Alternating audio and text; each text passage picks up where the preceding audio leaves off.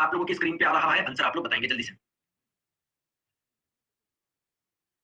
Question आपकी screen पे है, what can be represent as. दोस्तों व्हाट को आप लोग कैसे लिख सकते हो? मैक्सिमम स्टूडेंट सही आंसर दे रहे हैं, बहुत बढ़िया। दोस्तों ध्यान रखेंगे, जो जूल पर सेकंड को ही हम लोग क्या बोलते हैं, वॉट बोलते हैं। जूल पर सेकंड को ही क्या बोलते हैं, वॉट बोलते हैं। तो राइट आंसर आपका हो जाएगा ऑप्शन नंबर सी। चलिए दोस्तों नेक्स्ट क्वेश्चन आप लोगों की स्क्रीन पे, आंसर आप लोग बताएंगे, जल्दी से बताएं।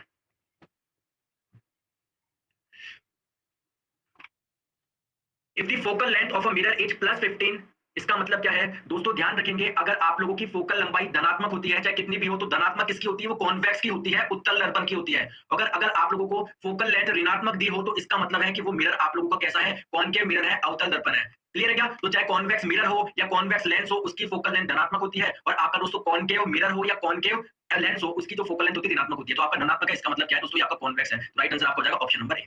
नेक्स्ट क्वेश्चन पे चलते हैं, आप लोगों की स्क्रीन पे आंसर आप लोग बताएंगे। क्वेश्चन आपकी स्क्रीन पे बताइए, प्रकाश सबसे अधिक गति से किसमें यात्रा करता है? जो प्रकाश की चाल होती है सबसे ज्यादा किसमें होती है? तो यहाँ पर मैक्सिमम स्टूडेंट सही आंसर बता रहे हैं दोस्तों। प्रकाश की चाल सबसे ज्यादा होती है वैक्यूम में, और कितनी होती है? 3 × 10⁸ मीटर पर सेकंड। मुझे एक चीज बताइए दोस्तों, आप लोग मुझे बताइए, एक तो वैक्यूम है, वैक्यूम का मतलब क्या है? कुछ भी नहीं है, एयर का एक पार्टिकल भी नहीं है, तो उसको आगे चलने में कोई प्रॉब्लम आएगी क्या? नहीं। लेकिन अगर एयर होगी तो उसको कोई प्रॉब्लम आएगी क्या? बिल्कुल आएगी दोस्तों। एयर में जो स्पीड होती है लाइट की, वो थोड़ी सी कम होती है, 3 × 10⁸ मीटर पर सेकंड से। ऑलमोस्ट आप लोग सेम मान सकते हो, लेकिन दोस्तों वैक्यूम में आप लोगों की सबसे ज्यादा होती है। ठीक है, तो राइट आंसर आपको हो जाएगा ऑप्शन नंबर बी। अगर हम लोग बात करें डिफरेंट डिफरेंट मीडियम स्पीड क्या होती है लाइट की, तो ग्लास में दोस्तों 2 × 10⁸ मीटर पर सेकंड होता है, वाटर में 2.25 × 10⁸ मीटर पर सेकंड होता है, एयर में और वैक्यूम में दोस्तों ऑलमोस्ट सेम होती है। लेकिन आप लोग ध्यान रखें, वैक्यूम में आपकी ज्यादा होती है, एयर में थोड़ी सी कम होती है वैक्यूम से। तो चलिए दोस्तों नेक्स्ट क्वेश्चन आप लोगों की स्क्रीन पे, आंसर आप लोग बताएंगे। क्वेश्चन आपकी स्क्रीन पे बताइए,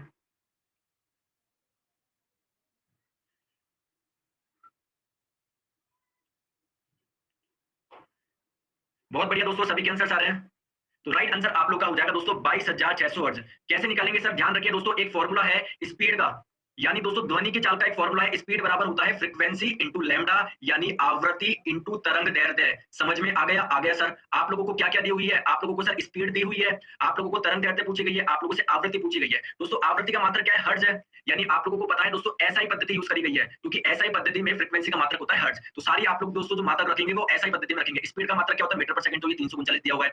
आप लोगों को फ्रीक्वेंसी निकालनी है। वेवलेंथ कितनी दी हुई है दोस्तों? वेवलेंथ आपको मीटर में रखनी है, क्योंकि आप लोग की लंबाई की जो एसआई यूनिट होती है वो मीटर होती है। तो 1.5 है, उसको दोस्तों क्या कर लो, मीटर में कन्वर्ट कर लो, तो आप लोग का फ्रीक्वेंसी का फॉर्मूला आ जाएगा 339 × 100/1.5। इसको सॉल्व करोगे आपका 22,600 के आसपास आंसर आ जाएगा आपका। ठीक है, तो राइट आंसर आपका ऑप्शन नंबर सी।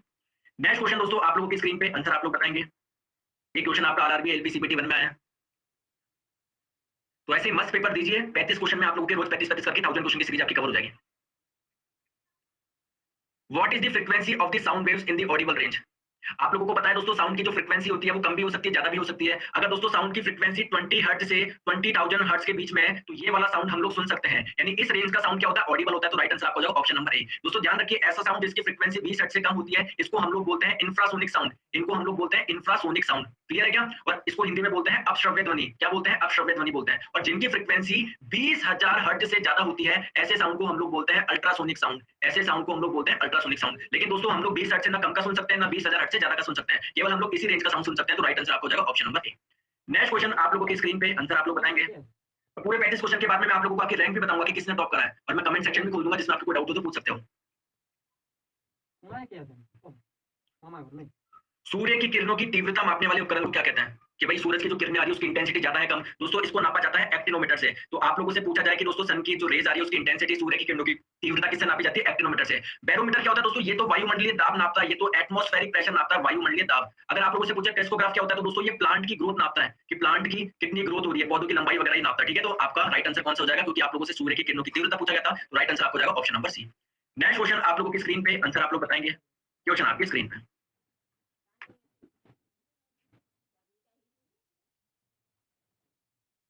दोस्तों अगर किसी को दूरदृष्टि दोष हो रहा है तो कौन सा लेंस यूज करना चाहिए?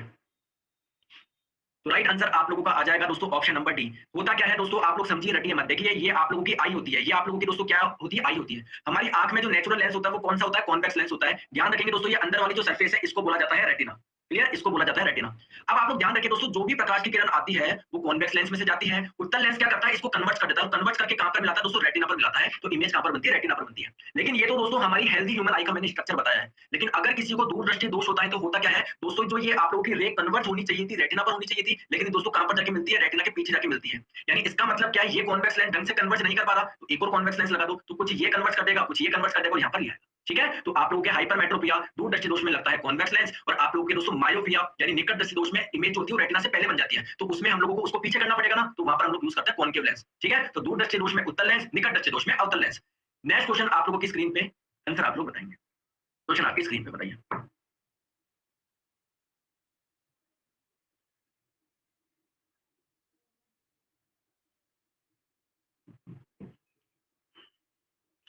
ट्रांसपीरेशन ऑफ वाटर क्या होता है दोस्तों, आप लोगों को पता है जो प्लांट्स होते हैं वो अपना भोजन खुद बनाते हैं, अपना भोजन खुद बनाने के लिए उनको किस चीज की जरूरत पड़ती है, वाटर की जरूरत पड़ती है। ये वाटर कहां से आता है दोस्तों, रूट से आता है, जड़ों से आता है। लेकिन दोस्तों जो आप लोगों का एक्स्ट्रा वाटर होता है उसके साथ में क्या होता है, आपके जो पत्ती होती है ना, इस पत्ती में छोटे छोटे छिद्र होते हैं जिसको हम लोग बोलते हैं रंध्र, और इंग्लिश में इसको बोलते हैं दोस्तों स्टोमेटा। क्लियर है क्या, तो इन रंध्र से आप लोगों के इन छोटे छोटे छेद में जब प्रकाश की किरणें पड़ती है तो इनका दोस्तों क्या हो जाता है, वाष्पोषण हो जाता है, वो आपका क्या बन जाती है, वेपर बन जाती है।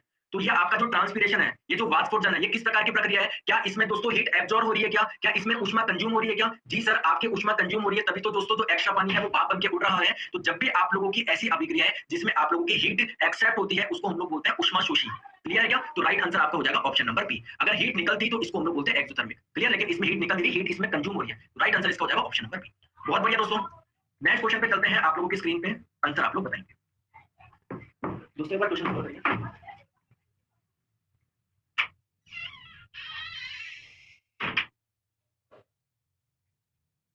चलिए क्वेश्चन को सॉल्व करिए। यूनिट ऑफ स्ट्रेन, विकृति का मात्रक क्या है, आप लोगों को पहले ये पता होना चाहिए कि विकृति होता क्या है। दोस्तों मान लीजिए एक रॉड है, इसकी लंबाई क्या है, एल है।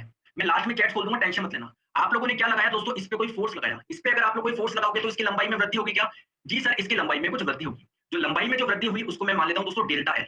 तो आपकी जो विकृति होता है ये क्या होता है, लंबाई में परिवर्तन, यानी लेंथ में कितना चेंज आया अपॉन ओरिजिनल लेंथ। तो जो लंबाई में परिवर्तन आया ये भी किस में नापोगे, आप लोग मीटर में नापोगे। तो ओरिजिनल लेंथ कितनी थी ये भी किस में नापोगे, मीटर में नापोगे। तो मीटर और मीटर कट जाएगा, इसकी कोई भी यूनिट नहीं होती। तो राइट आंसर आपका हो जाएगा ऑप्शन नंबर डी। समझ गए, बहुत बढ़िया। चलिए दोस्तों बस आराम से देते रहिए, बिना कमेंट खोले आप लोग दो, क्योंकि दोस्तों यहीं पर आप लोग सही में सीख पाओगे, और लास्ट में जब पूरा टेस्ट हो जाएगा तब मैं आप लोग के सारे कमेंट्स खोल दूंगा जिससे आप लोग अपने डाउट्स पूछ सकते हैं। चलिए क्वेश्चन आपकी स्क्रीन पे,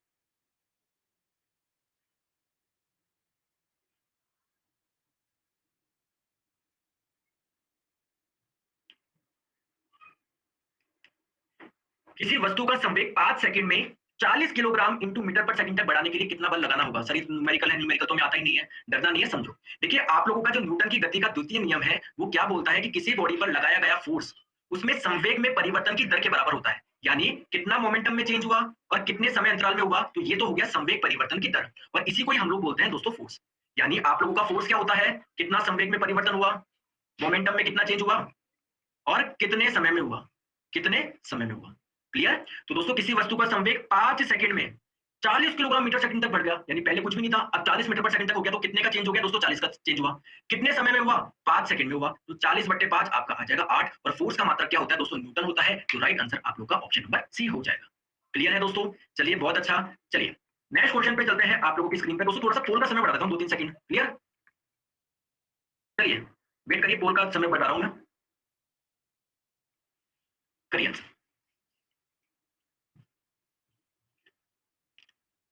यदि दो द्रव्यमानों के बीच की दूरी दोगुनी कर दी जाए तो उनके बीच में आकर्षण क्या होगा।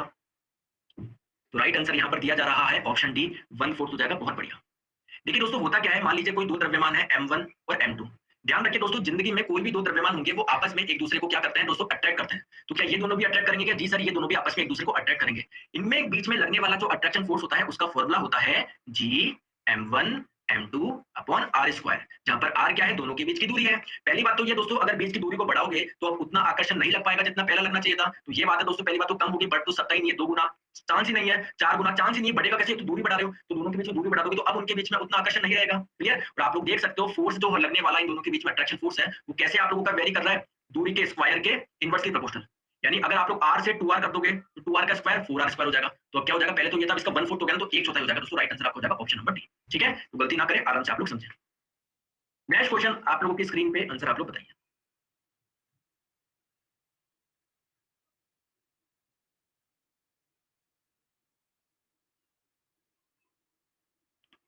फ्लोरीन से क्लोरीन, फिर ब्रोमीन और आयोडीन तक जाने पर विद्युत ऋणात्मकता क्या होगी? अरे मेरे दोस्तों, आप लोग ध्यान रखिए, फ्लोरीन की विद्युत ऋणात्मकता सबसे ज्यादा होती है।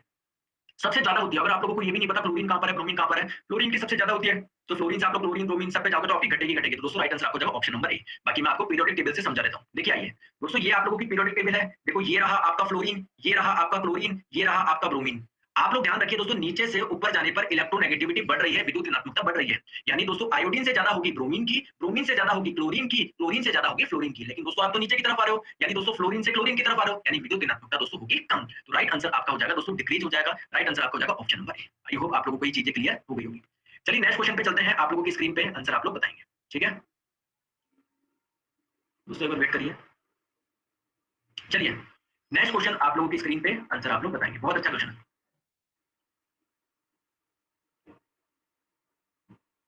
एक तत्व की परमाणु संख्या 20 है, तो उसके रासायनिक गुण निम्न में से किस तत्व के समान होंगे? तो राइट आंसर आपका हो जाएगा दोस्तों ऑप्शन नंबर सी। आप लोग बोलेंगे सर कैसे? आ जाइए। पहले आप लोग पीरियोडिक टेबल देखो, कुछ में देखो। आप लोगों को पता है दोस्तों पीरियोडिक टेबल में 18 ग्रुप होते हैं। ये पहला ग्रुप है, ये दूसरा ग्रुप है, ये आपका तीसरा ग्रुप है, चौथा। एक ग्रुप में जितने भी एलिमेंट आते हैं उनकी प्रॉपर्टी एक जैसी होती है। तो आप लोगों की जानकारी के लिए बता दो, 20 किसका होता है दोस्तों? कैल्शियम का होता है, ध्यान रखें। और आप लोग का दोस्तों ये बेरिलियम और कैल्शियम एक ही मात्रा है। सर कैसे पता पड़ा? देखो आपका बेरिलियम और कैल्शियम एक ही मात्रा है। तो बेटा मांगे कार स्कूटर बाप राजी। आप लोग बोलेंगे सर एग्जाम में कैसे याद रहेगा? ये तो पता ही नहीं रहेगा कि एक ग्रुप में कौन कौन से आते हैं। तो आइए समझो दोस्तों, एक बार मैं आवाज बंद करता हूँ, वेट करिए। ये लाइट चली गई।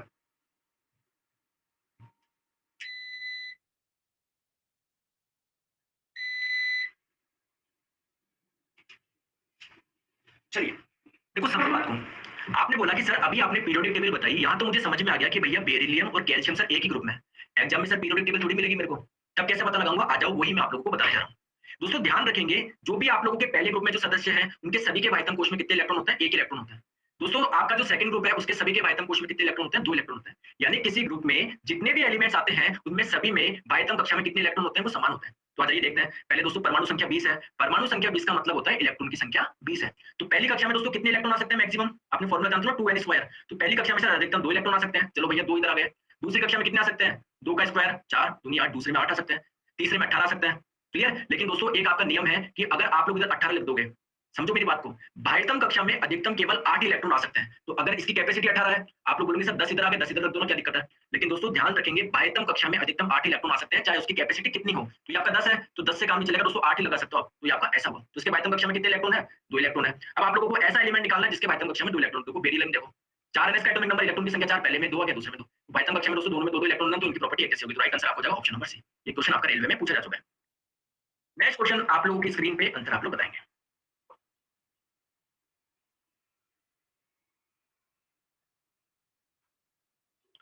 मॉडर्न पीरियोडिक टेबल में कौन से पीरियड में मेटल्स की संख्या अधिकतम होती है? राइट आंसर दोस्तों हो जाएगा option number C, period number 2 में। दोस्तों पीरियड नंबर 2 में सबसे ज्यादा नॉन मेटल होता है। सर कैसे होते हैं बताओ? आ जाओ। देखो ये आप लोगों का पहले नंबर का पीरियड है। आप लोग यहाँ पर देखिए पीरियोडिक टेबल में ये जो ये कलर देख पा रहे हो, ये होते हैं आपके मेटल धातु। ग्रीन वाले होते हैं आपके मेटलॉइड उपधातु। उपधातु क्या होते हैं? ऐसे एलिमेंट जो आपके मेटल और नॉन मेटल दोनों की जैसे बिहेव करते हैं। और ये आपके येलो वाला है नॉन मेटल। देखो पहले वाले में देखो दोस्तों कितने नॉन मेटल है? आप लोग बोलेंगे हाइड्रोजन है और हीलियम है। देखो इसमें केवल 2 नॉन मेटल है। दूसरे वाले में देखो 1 2 3 4 5 है सर। लेकिन जैसे जैसे आप लोग नीचे आते जा रहे हो, देखो नॉन मेटल की संख्या और कम होती जा रही है। क्या होती जा रही है? और कम होती जा रही है। तो सबसे ज्यादा नॉन मेटल की संख्या होती है दोस्तों पीरियड नंबर 2 में। राइट आंसर आपका हो जाएगा ऑप्शन नंबर सी। क्लियर है? चलिए आगे। नेक्स्ट क्वेश्चन आप लोगों के स्क्रीन पे ध्यान से आप लोग देखेंगे।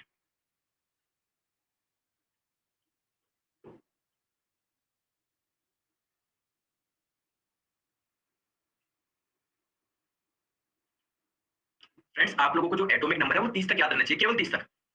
Hydrogen, helium, lithium, beryllium, boron, carbon, nitrogen, oxygen, fluorine, neon, sodium, magnesium, aluminium, silicon, phosphorus, sulphur, chlorine, argon, potassium, है ना आपका कैल्शियम, स्कैंडियम, टाइटेनियम, वायरेनियम, chromium, manganese, iron, cobalt, nickel, copper, zinc. 30 तक आप लोग याद रख लो। अब देखो आप लोगों को पता है 10 नंबर किसका होता है दोस्तों? नियॉन का होता है।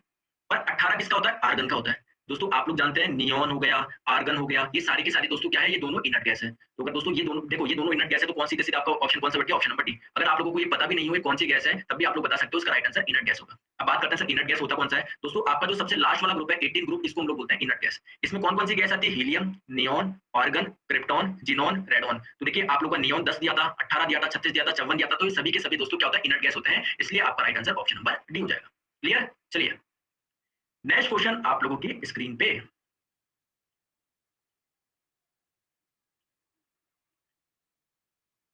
आप लोगों से बोला जा रहा है कौन सा तत्व है जिसकी डिस्कवरी हेनिंग ब्रांड द्वारा की गई थी? दोस्तों हेनिंग ब्रांड ने जो डिस्कवरी करी थी वो फास्फोरस की करी थी। किसकी करी थी? फास्फोरस की करी थी। और इस फास्फोरस का दोस्तों नंबर क्या हो जाएगा? आपका 14 हो जाएगा। क्लियर है क्या? चलिए नेक्स्ट क्वेश्चन आप लोगों की स्क्रीन पे, आंसर आप लोग बताएंगे। क्वेश्चन आपकी स्क्रीन पे।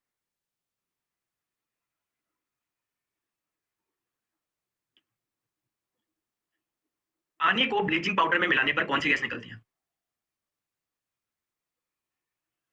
पानी को ब्लीचिंग पाउडर में मिलाने पर कौन सी गैस निकलती है? तो राइट आंसर आपका हो जाएगा दोस्तों ऑप्शन नंबर डी क्लोरीन। मैंने कई बार करवाया, फिर से आप लोग ध्यान रखिए आप लोग का क्लोरीन। देखिए आप लोग का ब्लीचिंग पाउडर का फॉर्मूला क्या होता है? CaOCl2, जिसको हम लोग दोस्तों कैल्शियम हाइपोक्लोराइड भी बोलते हैं। आप लोगों से पूछा जाता है ब्लीचिंग का रासायनिक नाम क्या है? दोस्तों कैल्शियम हाइपोक्लोराइड है। अगर हम लोग बात करें इस ब्लीचिंग पाउडर को यानी दोस्तों कैल्शियम हाइपोक्लोराइड की जब अभिक्रिया करवाओगे वाटर के साथ में तो आपको मिलेगा कैल्शियम हाइड्रोक्साइड प्लस आप लोग की दोस्तों क्लोरीन गैस निकलती है। ठीक है, तो कौन सी गैस निकलती है? क्लोरीन गैस निकलती है। राइट आंसर आपको हो जाएगा ऑप्शन नंबर डी।